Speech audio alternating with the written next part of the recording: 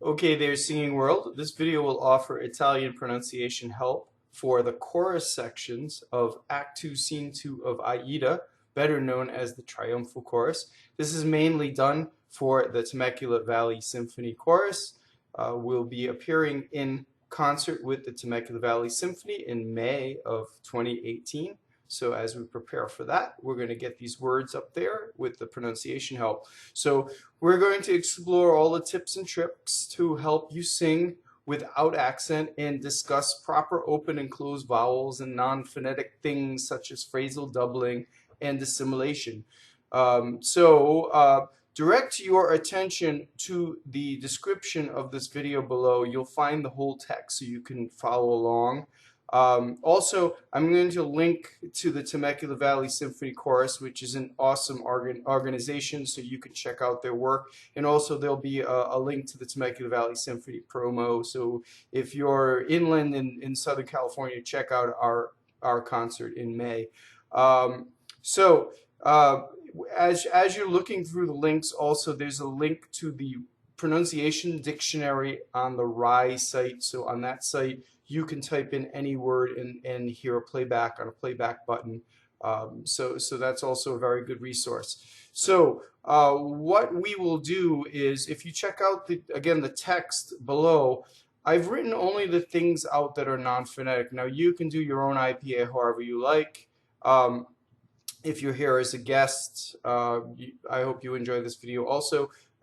So if you check it out, I've only written open E's and O's and phrasal doublings and assimilation and things like that. And the rest of the text is pretty much phonetic in Italian, so you can write it however you like. If you don't understand these terms, assimilation and phrasal doubling, by the end of this video, you will. So this series will be offered in two parts. So we're going to do the first half in this video. First of all, I will read the entire text, and then I'll go word by word, and we'll go through in more detail. Okay, so here we go, starting with the people in the very first entrance, and we're going to go line by line. Here we go.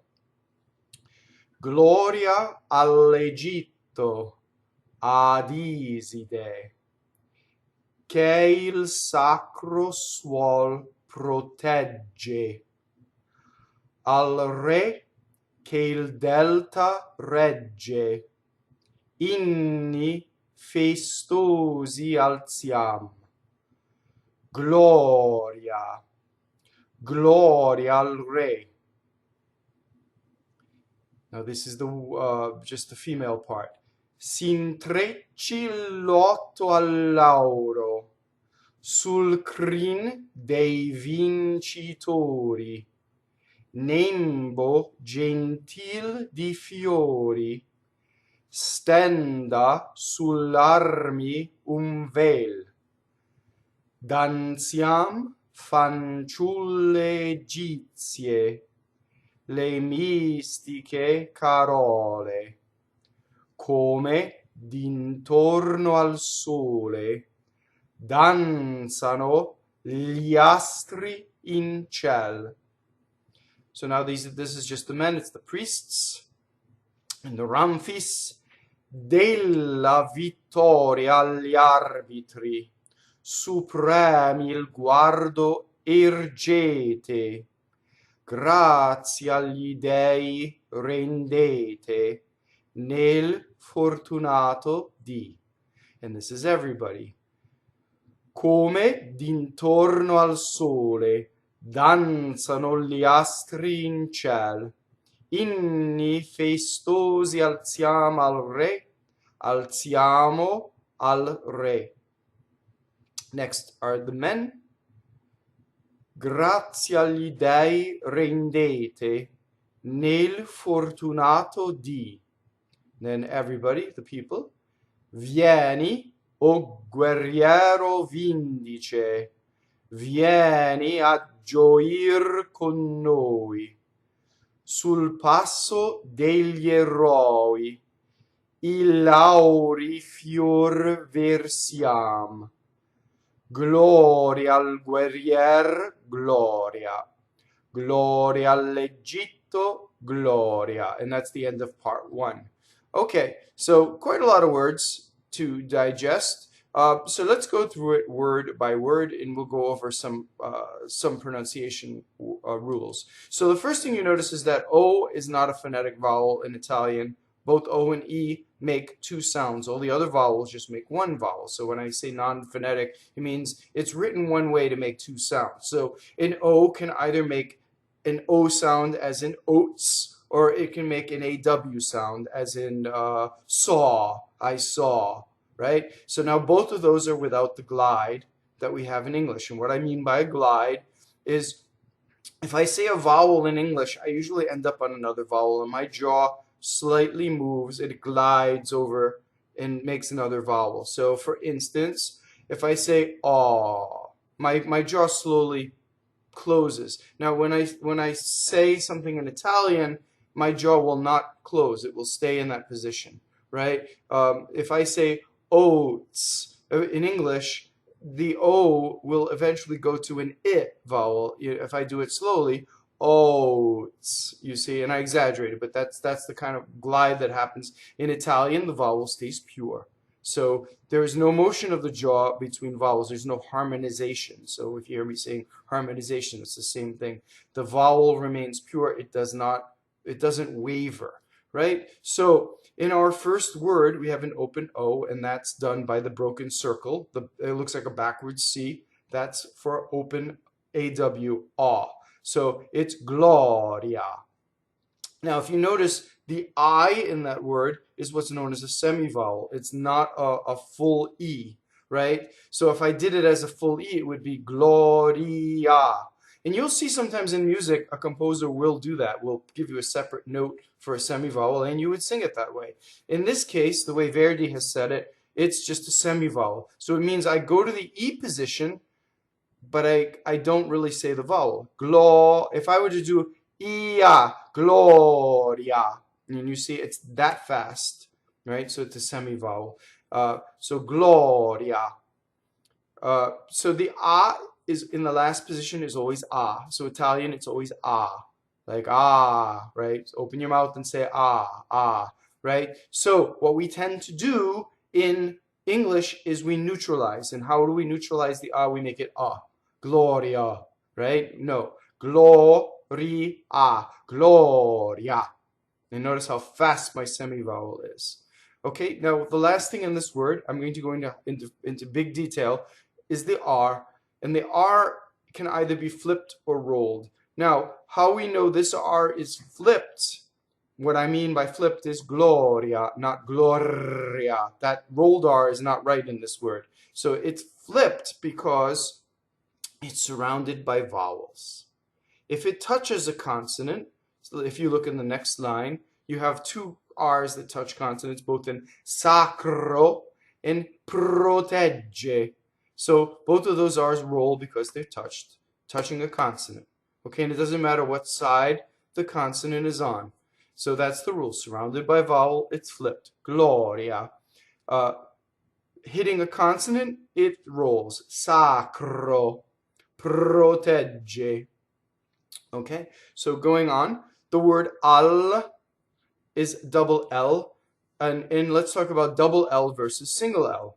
So double L, to make a double L, I go L. So I hold the tip of my tongue while my vocal cords phonate. So single L, allegito. Double L, allegito. So I actually have to exaggerate the L and hold it while I'm singing a pitch. Allegito. Okay? So now if you notice in the next word, we have a double T. And a double T is done differently than a double L. Where a double L phonates and doesn't stop, a double T stops phonation. It's the opposite, right? So if I say egito, that's a double T. So now, my question is, did I do 2 T's to make that? No, I didn't, right? I didn't say egito, nor did I have air going through the T as we do in English, right? So we say T, right? In Italian, it's egito. It's very, very much a T, but it's not egito with air, right? So that's two things about it. So how exactly do we do a double T? Well, we have a long vowel before, a G, and then we go up to the T and we don't say it. A G, and then we just say the T. A G, to. So long vowel, stop, a G, go up to the T, don't say it. A G, to, and then say the T. That's how you get the double T. The space is what makes the expression, not the force of the T. Okay, so now you can be an expert at double T. So a lot of the harder consonants will form doubles like this, and we'll go through it case by case. We have a lot of words. So now we have Iside. So this is two words, but I'm making it one word. Why? Because it's the same progression of vowel consonant, single consonants. So what a lot of people make, they make as many mistakes as leaving the double consonants out, but by putting double consonants where they don't belong, right? So if you stop phonation, a D, that's a double D. That doesn't belong there. See, and that gives you away as a non-Italian. Iside, Iside, right? So all of these, not Iside, I can make them all double, right? That's all wrong. So any of those that creep in would be incorrect. So how do we get this so we feel it the same way? Well, if you just practice the vowels, right? You just take out the consonants. Ah, E, right? And I practiced. I had two E's without a glottal, right? I didn't go E, E. I went ah, E, A.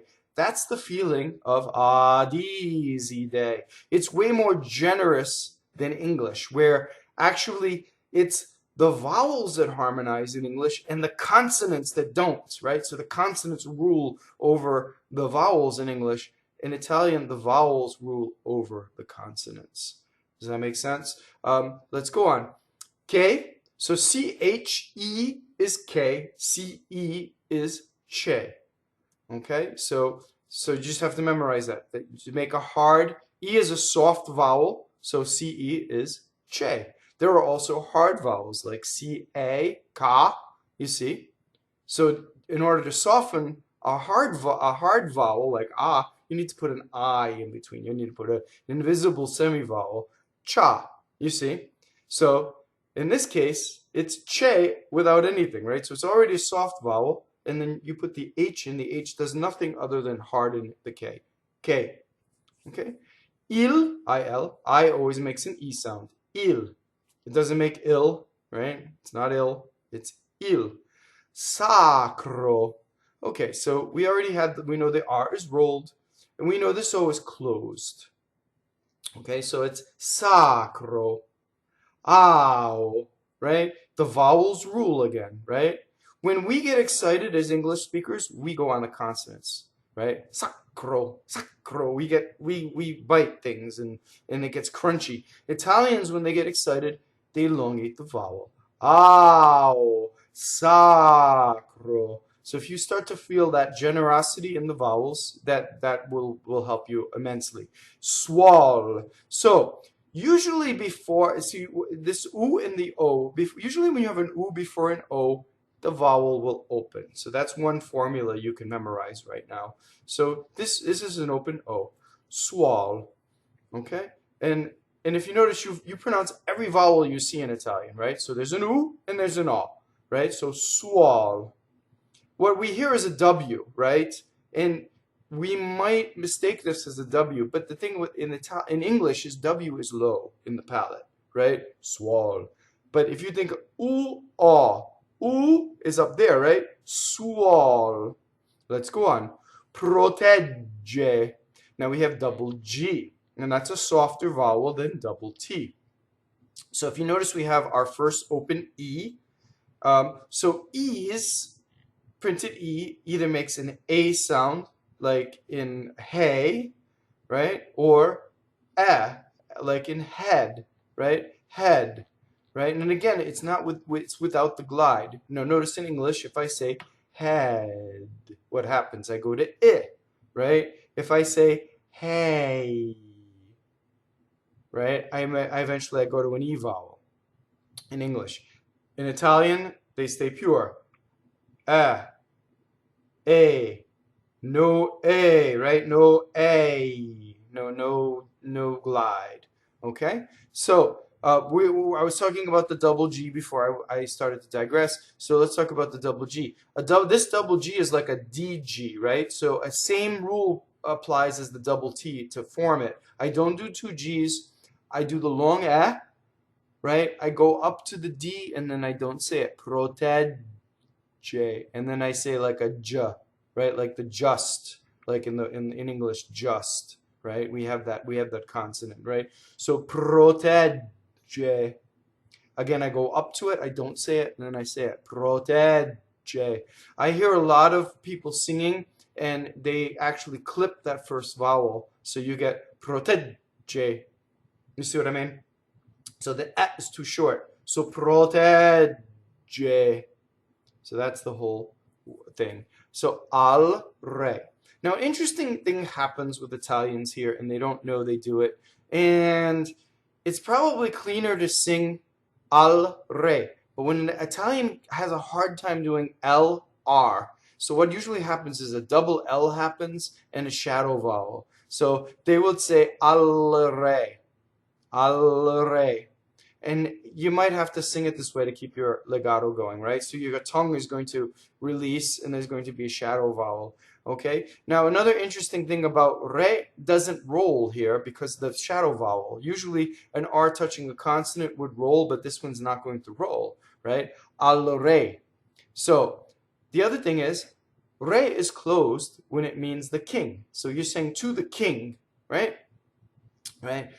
The musical note in solfege is a re, open. So you want to make the difference, right? So al re is the king. Al re is to the musical note D. So there's a little interesting thing. So whether you open or close an E or an O, a lot of times changes the meaning of the word, and sometimes with very dangerous results. You could say a bad word very easily. So going on, we already had K, we already had il, and this is Dɛlta. Now, notice this phenomenon too. L's, M's, and N's, if they touch a consonant, they double, right? So I have to linger on that L, Dɛlta. It's not Delta, like the airline in English, right? Dɛlta, A. And that last A does not neutralize. Rɛgge rhymes with protɛgge, and we already went over how to do the double G. So now we have the word Inni, which is the plural word for hymns in Italian, and it has a double N.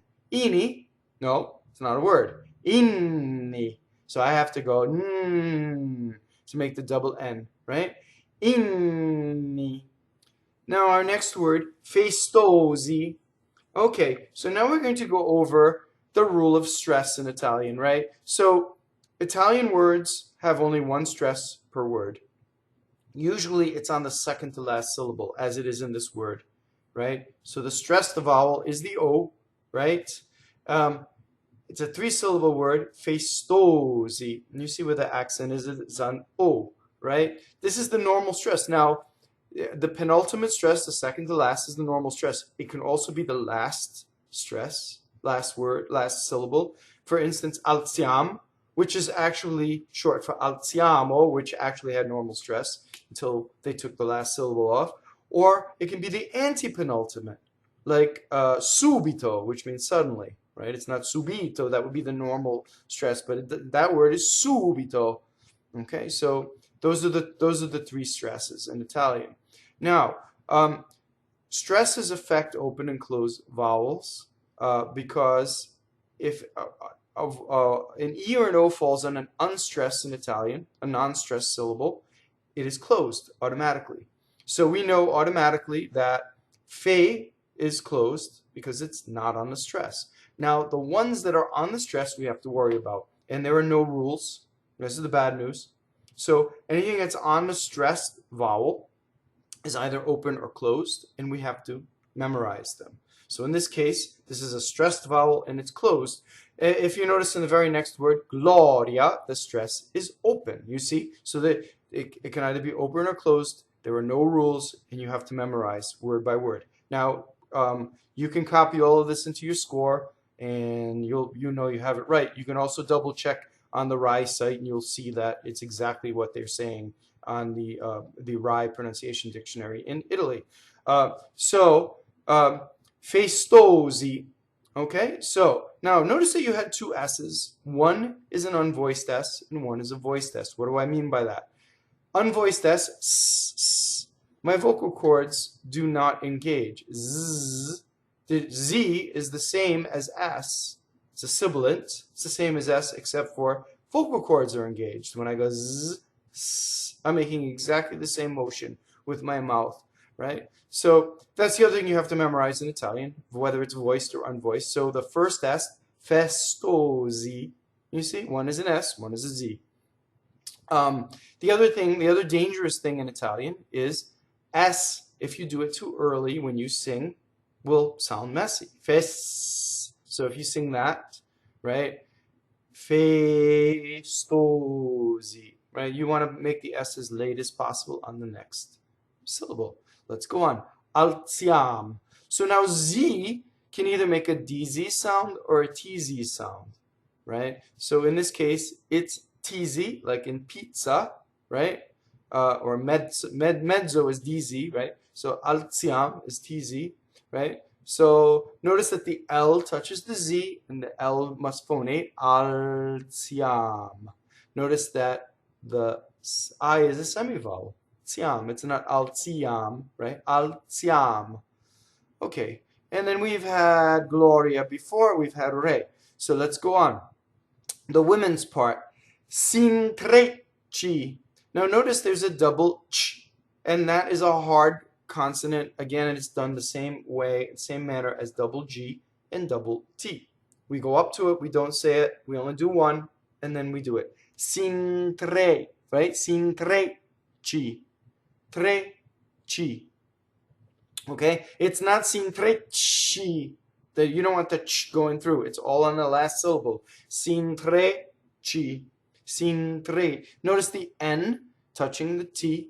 As I said before, L's, M's, and N's, they phonate, right? Sin, right? You have to hold the tip of your tongue while you vibrate. S'intrecci. Notice the stressed E and it's closed, right?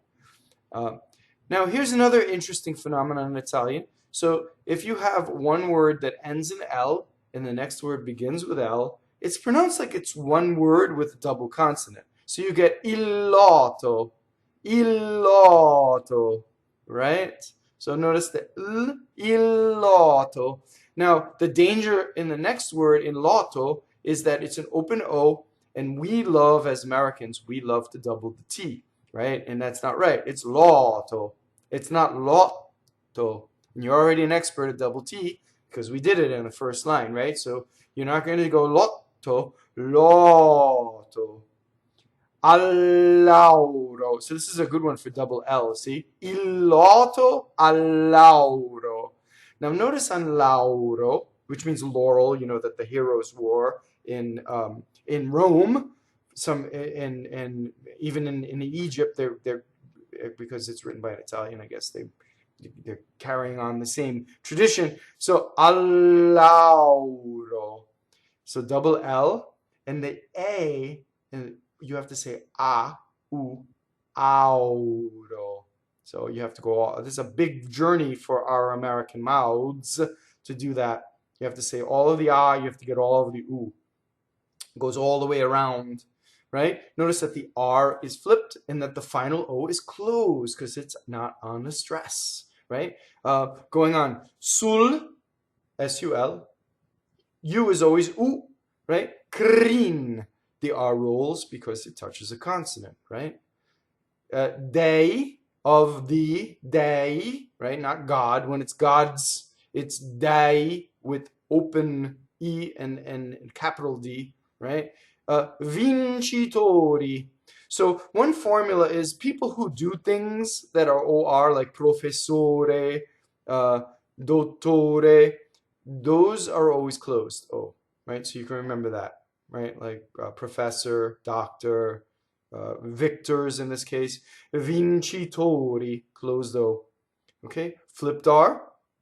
Notice again the N going into the ch vowel, right? And then I is another C is I is a, I'm sorry, I is whatchamacallit, a soft vowel. That's what I'm trying to get at, right? So CI is chi, CHI would be ki. Okay. Next, Nembo. This is a stressed E that's closed. Nembo. Gentil. Now we know this E is closed because where is the stress? The real word is gentile. So the accent of the word is on the E vowel, so therefore the E is closed. And I underline ones that we would tend to open, right? Our instinct would say gentil, right? Gentle is an English word, right? Nembo,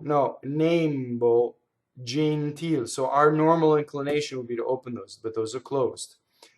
Fiori, right? Now, O before R in English usually always opens, right? Door. And notice the harmonization. The R is bleeding into that vowel, something fierce. So this you have to think fio, right? O, fiori, fiori, flowers, fiori, right? Notice the semi-vowel before the O, and then the other ones are an actual vowel, right? Fiori. So you have two E vowels. Next word, Stɛnda. The N again has to sing into the D, and that's an open E vowel. Sull'armi. Note the double L, right? Now we have our first assimilation. You heard me say this in the introduction. You're probably wondering, what is he talking about? Look at the funny IPA syllable I have for the N, right? So it's U-N-V-E-L. So what happens is N before a V or an F will do something funny. Watch my mouth when I do this. Umvel. Umvel. Now, what happened to the N exactly? I'll do it in slow motion. Watch my mouth again. Umvel. So when I'm going to say a veil, a V, my bottom lip touches my top teeth to make the V. Or if I say franto, franto, same thing. So the F is the unvoiced fricative. The V is the voiced fricative. Vel, my vocal cords are going. Note the bottom lip going across the top teeth. So what happens when an Italian speaks, the N will never go into the Italian's mouth. The N, when the Italian's not thinking about it, the N will stay on the bottom lip and assimilate into the V or the F, right? So, umvel, never win inside, umvel, right? Now, what if I were to put the N inside my mouth? Usually N is done with the tip of your tongue, right? So if I said unvel, what happens? In my attempt to sing legato, my tongue touches my top teeth, my top roof of my mouth. It has to release. And in my effort to sing legato, I need a vowel, unvel, and I supply one. It's called a shadow vowel. It's kind of messy, right? So this, the Italian way of speaking is actually very legato, unvel. There's no N. There's no extra step. There's no middleman, right? There's no N in the mouth. Does that make sense? Now, you can also do it right, and if you exaggerate it, and you hold that bottom lip in position too long, you will end up calling attention to it, and it's not so elegant, right? So if I went and I held on, you don't want to do that. You want it to pass through and nobody notices. Umvel, right? Just the bottom lip touching the top teeth as you pass through. So that's our assimilation, right? So Danziam. So the I is a semivowel. It's not Danziam, right? Danziam. Danziam. The N is again sings into the TZ, which is the Z. Fanciulle. So double L. We know how to do it, right? We hold the L in phonation. The N is going to sing, right? Fanciulle, right? I is a soft vowel, makes the C chi, right? Again, to make it ki, you have to have CHI, right? Egizie. Now, here's a funny thing that happens, right? When I speak, these are the Egyptians. You're saying Egyptians, right? When you speak, you can say egizie, and there's like a TZ, and there's a little stop. But when you sing to be elegant, you have to make the CA like a semivowel, right? So thus, egizie, you elongate the E and you don't stop as you do in speech. Egizie, the word grazie, thank you. I can say it like that. When I sing it, I have to sing grazie, not grazie, you see, because then you're left hanging with nothing. Same thing with egizie, you don't want to stop like as you do in speech, right? So this is what we talk about the difference in between spoken Italian and singing Italian, which is known as lyric Italian, right? Egizie. So if you think about that. Le mistiche carole. Okay, so the word le is a weak monosyllable, and I'll talk more about that later because there are strong monosyllables. And for now, just think about that for a second. It's a weak monosyllable, and as we go on and we find the strong monosyllable, I'll tell you what they do. So mistiche. Notice that again, ce would have been che, and now it's a soft vowel, but we add the h to make it k. Mistiche, right? Carole. There's an open O on the stress, and we have to be very careful and not double the L, right? So think about it. If you can feel phonation on the L, you're doubling the L. Carole, wrong, right? Carole. So you want to aw. Okay, going on. Come. So come is one of 6 strong 2-syllable words. Now, what do I mean by that? Well, a 2-syllable word will, if it's strong, will cause a phrasal doubling. And you heard me talk about phrasal doubling in the introduction. Notice that there are 2 Ds. It's not written that way in your libretto, but in Italian would say come dd'intorno.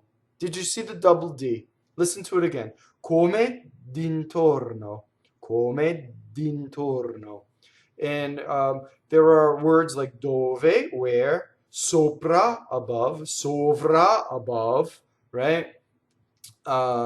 Contra, against. Those would cause the next word to double, okay? But don't clutter your head up with that right now, because every example in this text will be given to you, right? And you can visit, if you want to get more into this, you can visit another video I did on all of the phrasal doublings in Italian. I'm obviously obsessed by all of this, right? So dd'intorno is all closed O's, right? And the R rolls. Al sole. So now here's another example of the word for sun is closed, right? So you'll see it as sole, it's full word. You'll see it with the end chopped off, sol, right? Now if you were to open the O, it's the musical note G, sol, right? So al sole, closed. Danzano gli astri in ciel. Okay, so danzano.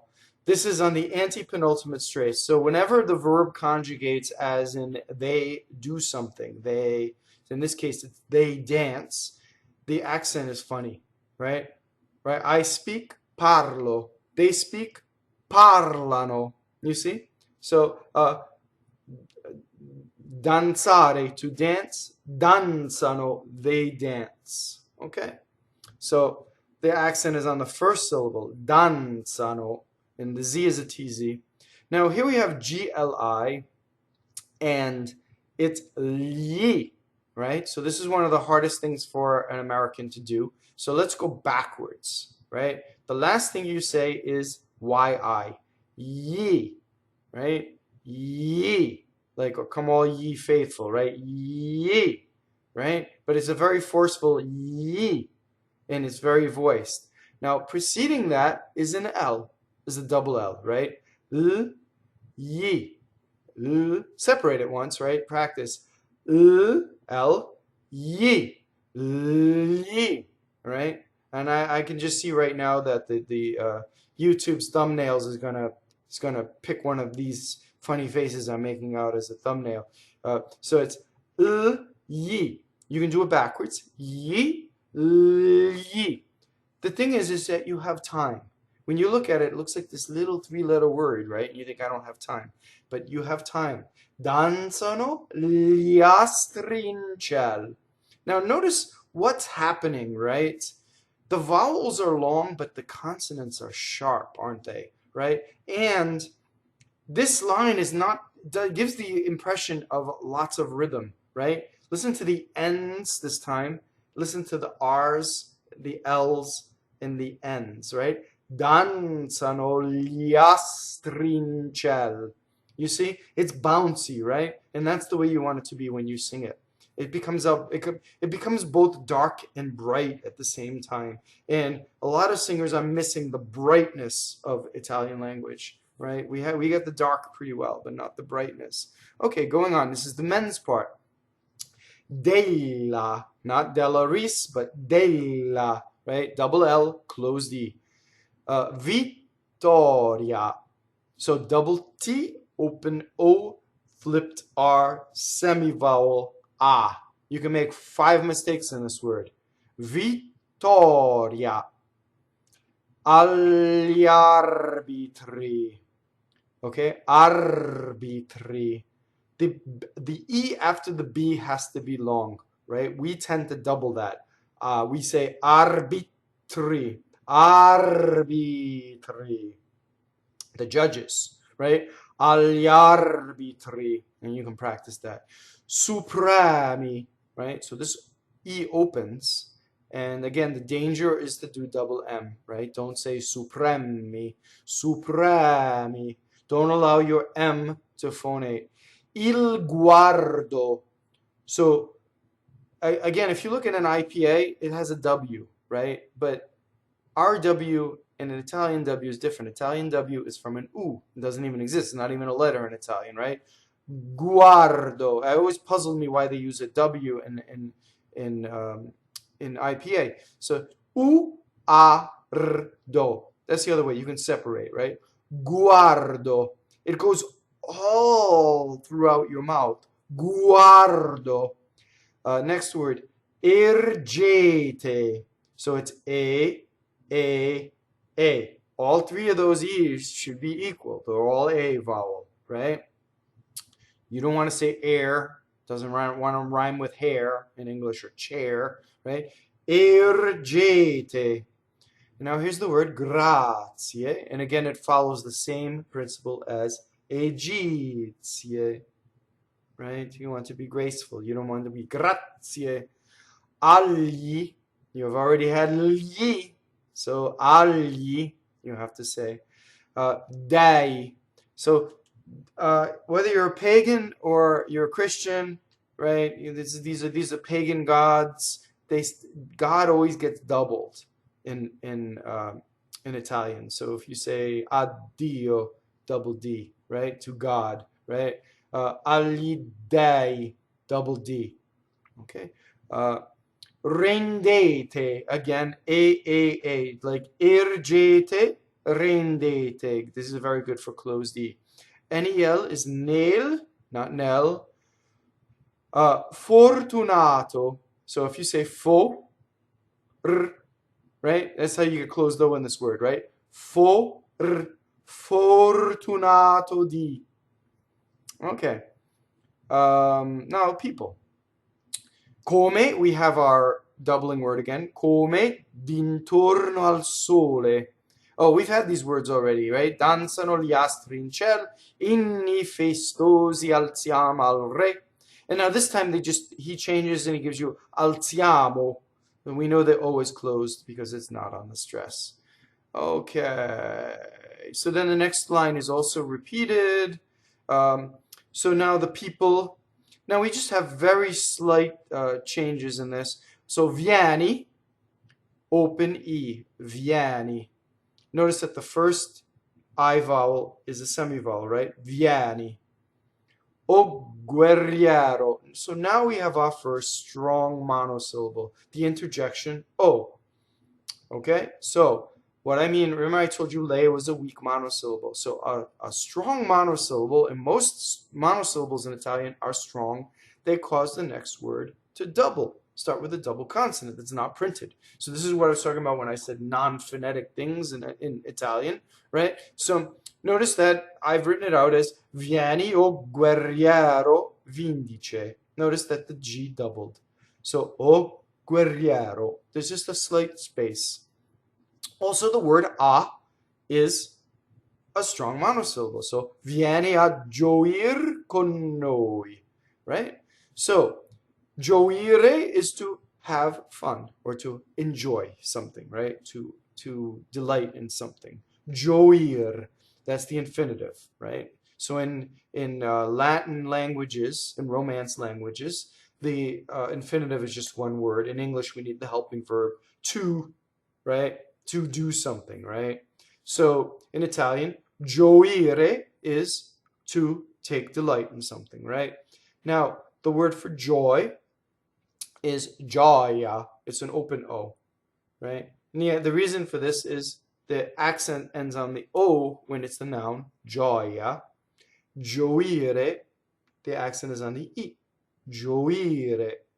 Okay, so in this form, it's closed O. Here we have the phenomenon again. You have an N ending a word and then an N starting the word. So it's pronounced like it's one word. Con noi, right? So the three little words for we, the word for we is noi, us, right? We. You, the VU form in Italian that's no longer used, is voi, V-O-I. And then the word for then, which looks like it rhymes, is P-O-I, and now it's open, poi. So, noi, voi, poi. So those three words do not rhyme. Makes no sense, right? Well, so going on. Sul passo. Notice how I carefully did the double S. I didn't do it too hissy and early. Passo.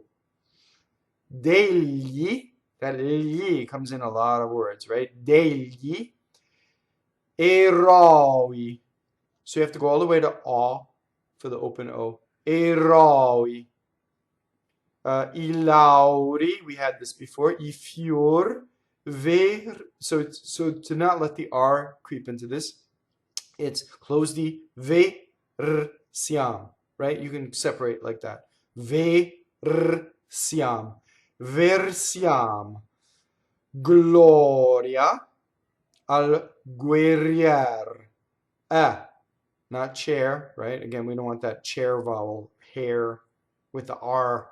Guerrier, right? If I break it up. First one's closed. Guerrier. Gloria.